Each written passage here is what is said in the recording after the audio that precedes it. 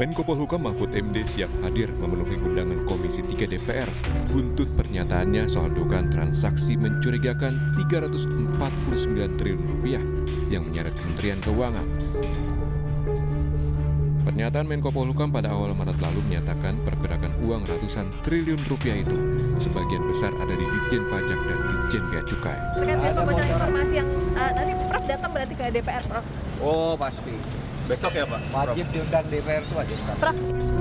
Di akun Twitternya, Menko Polhukam juga sempat menantang sejumlah nama anggota Komisi 3, yakni Beni Harman, Arteria Dahlan, dan Arsul Sani, agar tidak absen dalam rapat nanti. Sebelumnya, Menteri Keuangan Sri Mulyani sudah lebih dulu bertemu dengan DPR, tepatnya Komisi 11. Soal transaksi ratusan triliun rupiah, Menkyu justru menyatakan baru terima surat PPATK setelah Menko Polhukam Mahfud MD menyampaikannya ke media. Sri Mulyani tidak memungkiri adanya transaksi mencurigakan di Kementerian Keuangan, namun jumlahnya tidak ratusan triliun, melainkan hanya 3,3 triliun rupiah. Jadi yang benar-benar nanti berhubungan dengan pegawai Kementerian Keuangan itu 3,3 triliun. Ini 2009 hingga 2023, 15 tahun, seluruh transaksi debit kredit dari seluruh pegawai yang di-inquiry tadi, termasuk penghasilan resmi, transaksi dengan keluarga, jual beli aset, jual beli rumah, itu 3,3 triliun. Dari 2009 hingga 2023. Penjelasan oleh Menko Polhukam soal dugaan pencucian uang memang diminta Presiden Joko Widodo. Mahfud MD diminta membuka sejelas-jelasnya tentang apa itu pencucian uang. Tim Liputan, Kompas TV.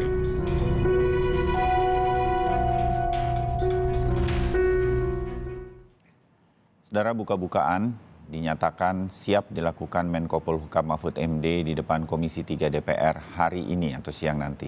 Banyak juga yang mempertanyakan mengapa laporan PPATK soal uang ratusan triliun rupiah disampaikan ke Menko Polhukam. Nah, kita akan segera bahas bersama dengan Kepala PPATK 2022-2011 Yunus Hussein dan juga ada Koordinator Indonesia Corruption Watch atau ICW Agus Sunaryanto. Mas Agus, Pak Yunus, selamat pagi, salam sehat. Selamat pagi, salam sehat selalu. Ya, saya ke Mas Agus dulu. Kalau ICW sejak awal sempat ya sekitar pertengahan bulan Maret ya, tanggal 13 begitu, setelah tanggal 8 Maret Pak Mahfud MD sebagai Menko Polhukam menyatakan ada kepada media ada 300 triliun lebih melibatkan. Ini juga nih yang bikin heboh kan sebenarnya ini 300 triliun dan melibatkan 400 lebih pegawai di Kementerian Keuangan. Kira-kira begitu, kurang dan lebih. Saya lupa persisnya. Nah, kemudian diperjelas oleh Komisi 11 kemarin dengan memanggil Komisi 3 memanggil PPATK, Komisi 11 memanggil Menkeu, Sri Mulyani, dan hari ini Komisi 3 kembali memanggil Pak Mahfud MD, rasanya sebagai Ketua Komite TPPU begitu. Pelan-pelan sudah mulai terjelaskan paling tidak dari PPATK dan juga Menkeu, Mas Agus dan Pak Yunus, bahwa sebenarnya bukan 349 itu bukan semuanya di Kemenkeu. Apakah kita akan mendengarkan hal yang sama, Mas Agus? Berkaitan dengan transparansi ini, karena kan orang berpikir apa jangan ada ini ada yang ditutup-tutupi atau gimana sih gitu. Jadi kira-kira seperti itulah saya atau anggota masyarakat yang lain, Mas Agus. Ya betul, ya sebenarnya kami juga sebagai bagian dari masyarakat karena tidak melihat hasil pemeriksaannya juga kita tidak tahu kan, karena itu kan kalau ada indikasi tindak pidana pastinya tidak akan dipublikasikan. Nah, tapi secara umum menurut saya apa yang dilakukan oleh Pak Mahfud gitu sebagai Ketua Komite Pencegahan Tindak Pidana Pencucian Uang ini juga kan bukan hal yang baru sebenarnya. Bahkan PPATK sendiri kan beberapa kali juga menyampaikan beberapa hasil analisis transaksi pencucian uang gitu ya. Di ini juga kan menyebutkan misalnya ada sekitar 45 triliun dana atau transaksi yang mencurigakan yang digunakan untuk pembiayaan pemilu dan mengalir kepada beberapa politisi. Itu kan jelas dan itu tidak jadi polemik tuh gitu Iya ya. ya. Sebelum-sebelumnya kita juga sempat mendengar di tahun-tahun sebelumnya ada PNS yang punya rekening atau transaksi mencurigakan 1,5 triliun. Kemudian bahkan di tahun 2010 itu juga sempat menyampaikan bahwa ada beberapa perwira tinggi Polri itu yang juga memiliki rekening gendut. Gitu. Gendut, oke. Beberapa hal yang menurut saya tidak terlalu heboh ya. Nah, sekarang ini menurut saya pasca pertemuan hari ini di DPR, menurut saya harusnya polemik ini bisa segera diselesaikan karena musuh utama kita itu justru adalah para pelaku tindak pidana pencucian uang, para pelaku korupsi yang sudah ditemukan hasil analisisnya oleh PPATK. Jadi fokusnya harusnya ke situ tuh antara kementerian, DPR dan lain-lain untuk segera menyelesaikan itu dan laporan itu kan sudah sebagian besar sudah disampaikan ya kepada Kementerian Keuangan bahwa kepada inspektoratnya ini ada tidak pidana asal yang harus segera diselesaikan tuh. Nah itu yang menurut saya ini sudah mungkin seminggu harusnya ada juga informasi perkembangan dari Kementerian Keuangan sejauh mana nih hasil pemeriksaan terhadap tindak pidana asal yang sudah disampaikan oleh PPATK itu sih. Iya, oke. Terima kasih Mas Agus. Kalau Pak Yunus, begini, sekali lagi saya menempatkan diri mungkin sebagai anggota masyarakat yang sedikit mengikuti dari permukaan aja ya Pak Yunus ya. Waktu sepengalaman saya juga ngobrol sama PPATK itu di belakang layar yang kadang-kadang ada off the record-nya sama teman-teman dari PPATK dan juga dengan Kementerian Keuangan begitu. Saya merasa bahwa apa yang dijelaskan di depan DPR sudah ini berkaitan dengan data yang disampaikan PPATK ke Menko Polhukam. Dalam hal ini Pak Mahfud MD ya.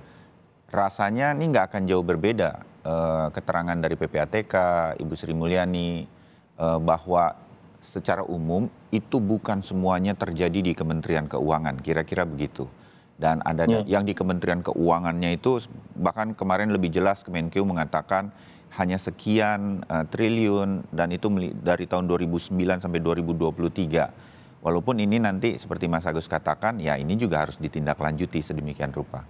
Nah, apakah yang disampaikan ini sudah sebenar-benarnya dari PPATK, nggak ada yang ditutupi Pak Yunus berkaitan dengan informasi yang disampaikan ke Pak Mahfud MD dan kemudian sudah lumayan terbuka dari Pak Ivan PPATK di DPR, Sri Mulyani Menteri Keuangan di DPR. Jadi hari ini nggak akan terlalu banyak kejutan juga karena datanya ya adalah hal yang sama.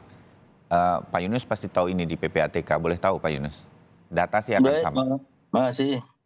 Jadi sebenarnya data yang 349 triliun itu terdiri dari 3 komponen. Pertama sudah dibuka oleh Ibu Menteri Keuangan di Komisi 11. Laporan terkait personil mereka yang diperiksa oleh Irjen nilainya 3,3 T. Mereka udah follow up, bisa internal, bisa eksternal. Yang kedua ada tindak pidana asal pajak dan TPPU dari pajak. Itu seingat saya hampir 20-an kasus ya. Saya sebagian menjadi ahli kasus ini terus terang saja. Jadi ada pidana pajak, ada TPPU dari perpajakan.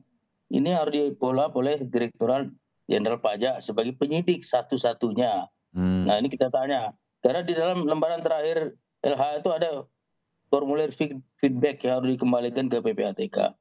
Yang ketiga, ada tindak pidana kepabeanan, penyelundupan misalnya, tindak pidana cukai, yang bisa juga ada cuci uangnya. Penyidiknya hanya Direktur Jenderal Bea Cukai. Ini juga harus di follow up.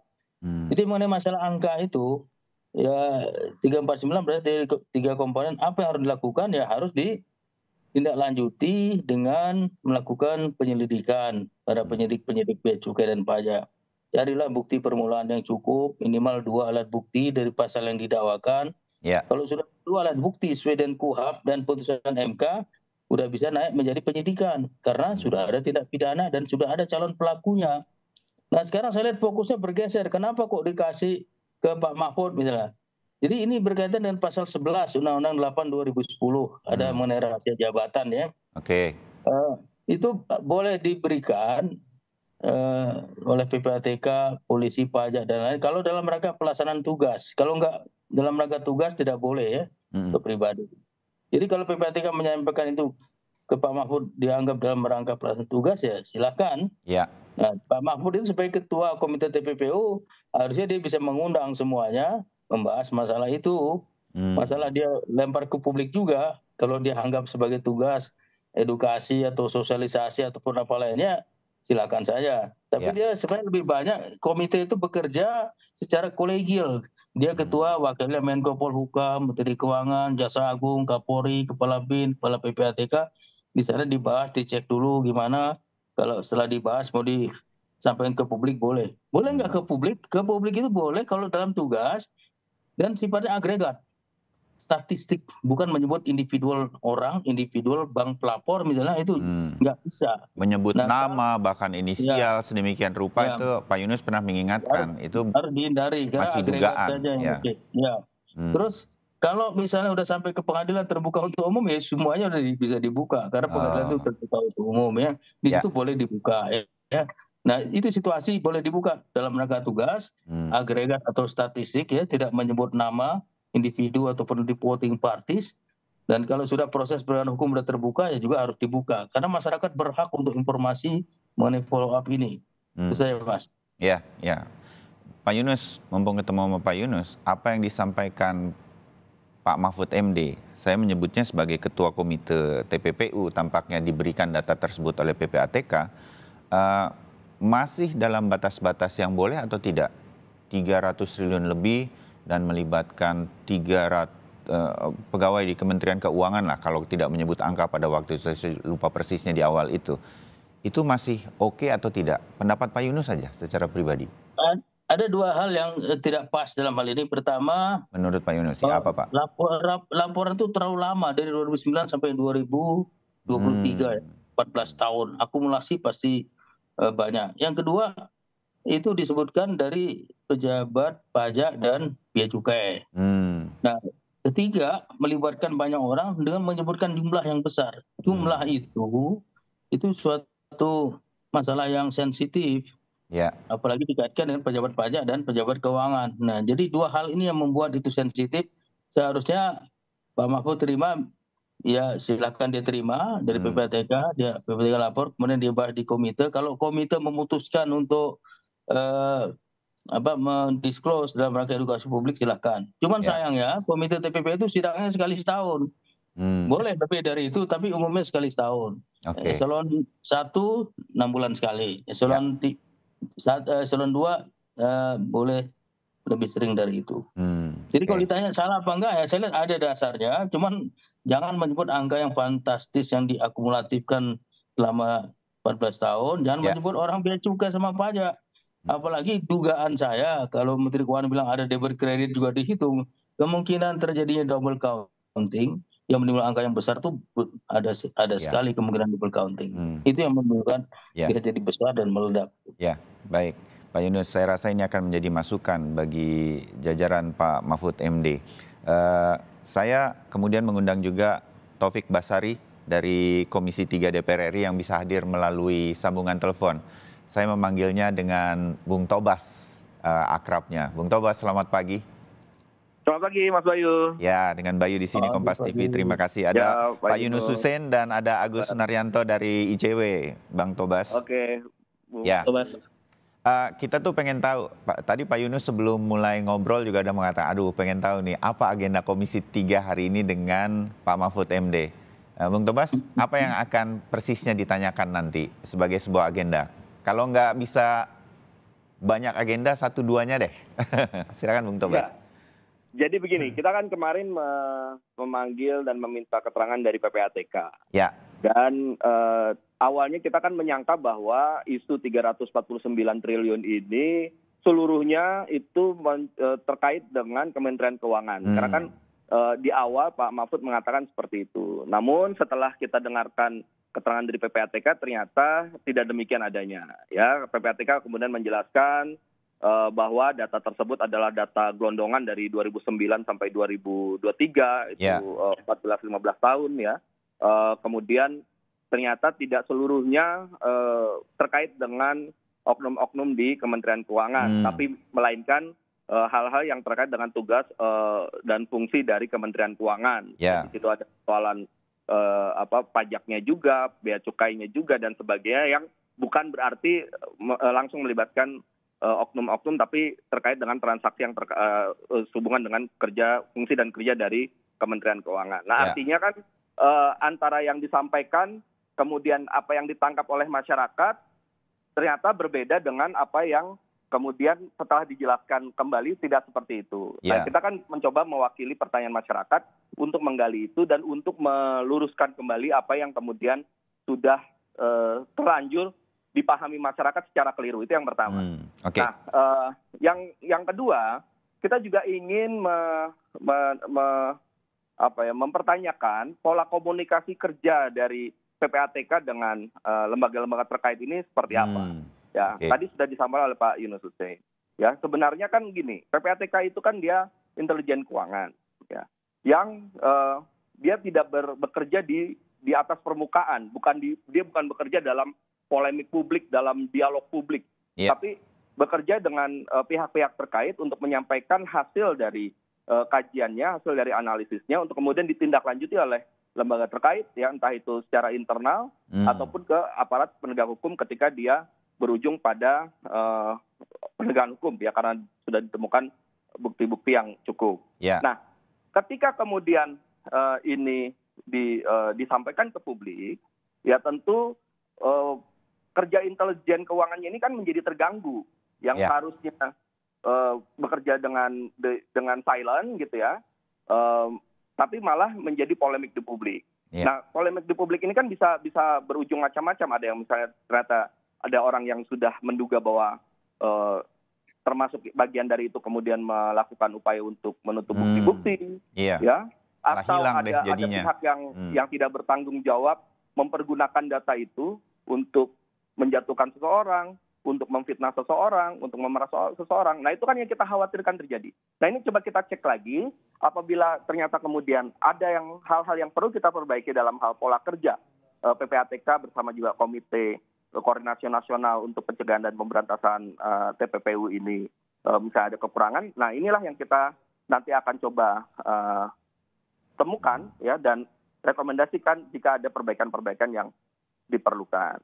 Nah, ini sebenarnya tujuan dari kita membongkar ini. Jadi dan yang ketiga yang juga penting yang kita juga harapkan dari rapat kita pada hari ini, apabila kemudian dari keterangan-keterangan yang disampaikan ini ditemukan informasi bahwa ada pihak-pihak yang menghalang-halangi upaya penegakan hukum, ada oknum-oknum yang mencoba dengan kekuasaannya menutup-nutupi upaya untuk melakukan penelusuran terhadap tindak pidana pencucian uang, ataupun ada sistem yang ternyata harus kita perbaiki, ya, di dalam kerja-kerja upaya kita untuk memberantas atau mencegah pencucian uang ini, maka itu yang akan kita rekomendasikan ke depannya. Saya boleh menambahkan dikit? Silakan, Pak Yunus, langsung. Jadi begini, pertama PPATK kan tadi memberikan kepada Ketua Komite TPPU Pak Mahfud. Kalau itu dalam rangka tugas silakan, boleh-boleh saja. Kemudian apakah Presiden perlu diberitahu? Kalau zaman saya ada yang sensitif, saya langsung telepon Pak Sudi. Pak Sudi ada yang sensitif, saya mohon waktu. Biasanya besoknya langsung diterima. Saya berikan. Biar Bapak tidak terima informasi dari media atau dari orang lain. Saya selalu begitu. Kalau enggak saya bisa dimarahin itu. Karena saya bertanggung jawab pada Presiden PPATK itu. Kemudian apakah DPR berhak untuk meminta? Nah, ini dia Tobas kawan saya nih. DPR itu ya mewakili rakyat sebenarnya boleh-boleh saja. Kalau saya selama ini pansus senturi, DPR saya kasih. Cuman karena ini sensitif. Halo Pak Yunus.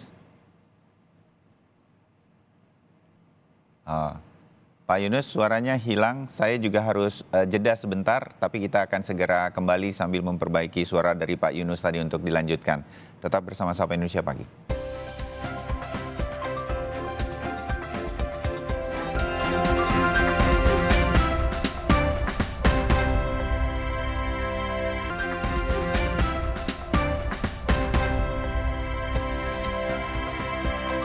Ya, saudara, kita lanjutkan berkaitan dengan pemanggilan Mahfud MD terutama sebagai Ketua Komite TPPU oleh Komisi 3 DPR RI yang akan berlangsung siang nanti di DPR RI.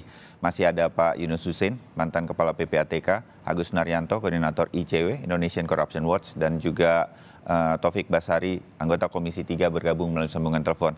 Pak Yunus, tadi Anda sedang menjelaskan sebelum kita jeda berkaitan dengan bagaimana PPATK kalau diminta datanya oleh DPR ataupun Presiden. Pak Yunus. Baik, masih. Jadi kalau kepada Presiden tuh harus diberikan, karena PPATK bertanggung jawab kepada Presiden. Jangan sampai dia tahu dari media atau dari orang lain ya. Saya seperti itu yang saya lakukan pada waktu yang lalu. Kemudian apakah DPR bisa memperoleh? Kalau menurut saya tetap bisa. DPR mewakili rakyat memiliki hak untuk mendapat informasi. Jadi karena ini sensitif, ya sebaiknya kalau ke DPR dikasih dalam sidang tertutup. Paling enggak dalam amplop tertutup dengan pesan jangan diteruskan kepada non-DPR gitu. Apakah ke Pak Mahfud juga bisa diberikan oleh PPATK? Kalau itu dianggap pelaksanaan tugas PPATK melapor kepada ketua, silakan saja.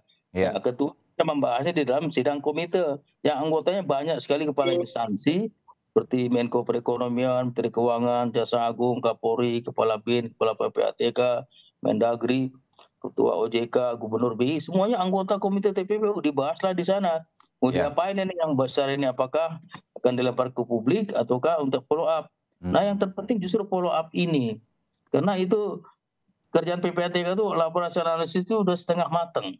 Kerjaan analis yang sudah terdidik dengan database yang kuat termasuk LHKPN.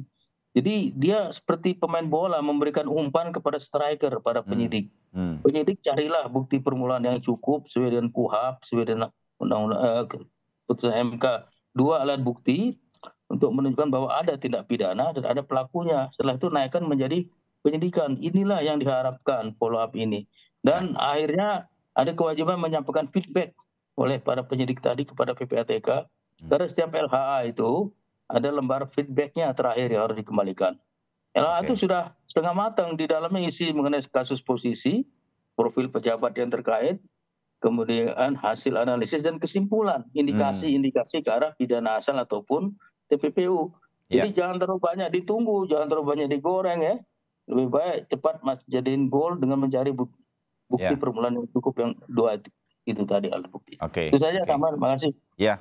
Terima kasih Pak Yunus. Terbayang kalau ini muncul, saya menyambung tadi apa yang disampaikan Bung Tobas ya.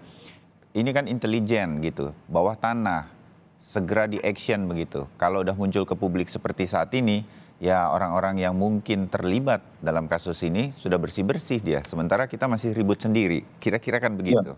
Bisa Mas Agus, aset, ya. Iya, Mas Agus, ICW mumpung ada Bang Tobas di sini juga, apa yang diharapkan berkaitan dengan nanti pertemuan? Semua ini mengklarifikasi dari sisi komunikasi saya rasa, tapi rasa-rasanya sudah cukup jelas dan akan menjadi, saya meyakini akan menjadi catatan begitu. Berkaitan juga dengan Kementerian Keuangan, ini PR yang sangat berat ini soal dugaan-dugaan tindak pidana pencucian uang di bawah lembaga-lembaga. Mohon maaf saya mengatakannya seperti ini, dengan kasus-kasus yang berkembang di Kementerian Keuangan, kita kan terus menduga ini ada kong kali kong di antara institusi-institusi, di pajak, di kepabeanan dan segala macam. Mohon maaf ketika publik kemudian menyangkut pautkannya, ya pasti ada keterlibatan oknum di dalamnya. Nah ini yang juga menjadi PR kan bagi Kementerian Keuangan sebagai institusi untuk hal-hal semacam ini. Anda berharap apa nih yang bisa kita titipkan kepada Komisi 3, ada Bung Tobas? Mas Agus. Ya, pertama tentu saya berharap polemik ini tidak terlalu berkepanjangan. Kemudian kedua, dari hasil beberapa pertemuan dengan Kementerian Keuangan, PPATK, dan hari ini dengan Pak Mahfud itu melahirkan rekomendasi. Salah satu harapan rekomendasi saya adalah penegak hukum itu juga bisa dipanggil gitu ya, untuk dipertanyakan sejauh mana kinerja mereka. Karena kalau berdasarkan laporan LHA atau apa yang disampaikan oleh PPATK terakhir ya, seingat saya dari 2016 sampai 2021 dari LHA dan LHP sekitar 2.600-an yang sudah dikeluarkan, itu tindak lanjutnya baru 30%, belum sampai 50%. Jauh sekali gitu. Nah ini kan dipertanyakan. Sebenarnya dalam pertemuan sebelumnya itu juga sempat dimention kalau tidak salah oleh Pak Arteria Dahlan bahwa ada potensi misalnya permainan dan lain-lain. Nah ini kan yang harus diklarifikasi oleh para penyidik di berbagai penegak hukum yang memang punya wewenang untuk menindaklanjuti LHA dan LHP ya. Jadi ini menurut saya harus jadi catatan nih, kalau misalnya kinerja penegak hukumnya juga lemah ya apa yang harus dilakukan nih? Jangan-jangan apa yang disampaikan oleh Pak Mahfud itu sebenarnya adalah bagian untuk menyentil para aparat penegak hukum yang lambat gitu. Laporannya juga sudah tahun 2009 akumulasi, kemudian kayak seperti kasus Rafael itu kan juga 2012 pernah muncul, tapi muncul lagi di tahun ini itu pun sebenarnya latar belakangnya atau backgroundnya juga terkait dengan kasus penganiayaan, tidak terkait dengan kasus pidana pencucian uangnya gitu. Itu sih Mas. Ya, nah Bung Tobas, semua kalau boleh dibilang apa yang disampaikan ICW, Mas Agus pagi hari ini itu kan harapan banyak orang. Ini bisa nggak kemudian Komisi 3 mengawalnya sedemikian rupa? Jangan nanti kisruh komunikasinya udah selesai, pengawalannya jadi berkurang begitu. Apa kalau istilah sepak bola man to man markingnya nih harus terus kan begitu ya Pak Yunus? Bang Tobas?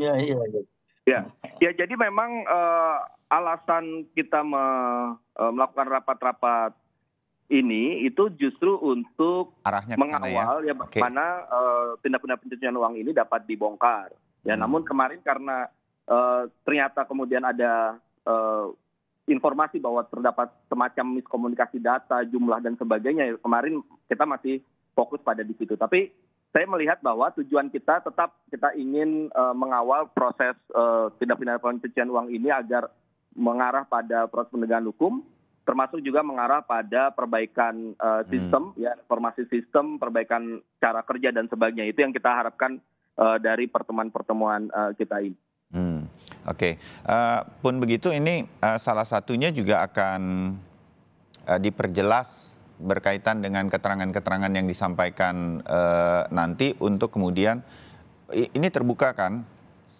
Terbuka kecuali tadi seperti kata Pak Yunus, kalau kemudian misalnya ada permintaan dari PPATK bahwa ada yang sensitif dan harus dilakukan tertutup sementara, misalnya sekian jam itu kita tutup dulu untuk kemudian kita buka lagi, itu bisa saja terjadi. Jadi dinamis nanti ya, tergantung dari kebutuhan rapat pada sore nanti. Ya, Bung Tobas, ini juga deh kalau boleh saya menyarikan apa yang disampaikan Mas Agus dan juga Pak Yunus, agar Komisi 3 jangan berhenti di sini. Mungkin juga nggak perlu membentuk panja ketika Pak Arsul Sani juga sempat mampir ke Sapa Indonesia Pagi.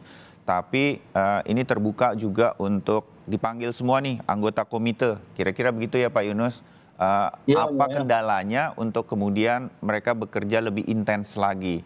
Jangan rapat 1 kali 1 tahun, tapi akhirnya kasusnya seperti ini. Bung Tobas, ini bisa ya kita titipkan di Komisi 3 menjadi momentum lah ini untuk terus dikawal. Kita bergantung nih soal-soal seperti ini, TPPU ini kita, bahasa saya kita melempem sekali soalnya. Bung Tobas. Ya betul, jadi memang kita mengundang komite ini tidak hanya ketuanya saja, tapi juga sekretaris dan anggota. Ya, secara khusus kita sebenarnya mengundang ketua, sekretaris dan anggotanya itu Kemenq. Tapi kalau kemudian anggota-anggota lain juga bisa hadir, itu tergantung dari ketua komite apakah akan menghadirkan mereka atau tidak. Tapi kalau semakin lengkap yang hadir semakin baik, karena sekaligus juga saya setuju bahwa yang juga menjadi salah satu sorotan dari Komisi 3 adalah soal pola kerja ini tadi. Ya, kita berharap pola kerja dari komite itu bisa berjalan dengan baik sesuai dengan tugas dan fungsinya masing-masing, sehingga kita bisa optimalkan. Apa yang kurang itu kita bisa belajar dari pelajaran isu 349 triliun yang tersampaikan ke publik ini. Apa yang kita harus kawal, kita pilah-pilah mana yang kemudian harus kita kawal untuk menuju penegakan hukum, mana yang harus kita minta untuk dilakukan penelusuran, verifikasi, klarifikasi lebih lanjut terhadap data itu, dan mana yang ternyata, kan ini juga ada keterangan bahwa ternyata dari 349 triliun itu sebagian besar juga sudah ditindaklanjuti. Nah, kalau yang sudah ditindaklanjuti kan kita harus keluarkan dari jumlahnya supaya clear gitu loh. Jadi kalau kita bicara data kan harus terpilah-pilah, terang dan jelas. Nah itu yang kita harapkan hasil dari pertemuan kita pada hari. Kalau ternyata hari ini sudah jelas, dari kita bisa berikan rekomendasi kepada pihak-pihak terkait untuk bekerja sesuai dengan tugas fungsi yang memang diamanahkan, maka saya pikir juga tidak perlu pansus. Tapi kalau ternyata masih ada hal-hal yang harus kita kawal lagi, misalnya tadi yang saya katakan, ternyata ada upaya penghalang-halangan penegakan hukum, ya ada sistem yang harus dibongkar karena ternyata membuka peluang bagi oknum-oknum bermain. Nah mungkin saja kita perlu pansus. Jadi tergantung dari apa yang kita dapatkan pada hari ini. Mudah-mudahan niat baik kita semua, harapan-harapan kita semua agar kita bisa mendorong penegakan hukum, bisa mencegah dan memberantas tindak pidana pencucian uang di Indonesia ini dapat kita wujudkan. Baik. Kita berharap yang terbaik dari pertemuan-pertemuan yang dilakukan Komisi 3 atau DPR RI juga dengan Komisi 11 berkaitan dengan kasus ini. Jangan berhenti di sini tetapi ada actionnya. Itu titipan yang bisa kami titipkan dari Pak Yunus juga, dari Mas Agus juga. Terima kasih banyak untuk diskusinya pagi ini. Kita akan sambung lagi setelah pertemuan nanti dan pertemuan lanjutnya. Mudah-mudahan bisa kita kawal bersama. Terima kasih. Bung Tobas, Pak Yunus, Mas Agus. Salam sehat. Salam sehat selalu.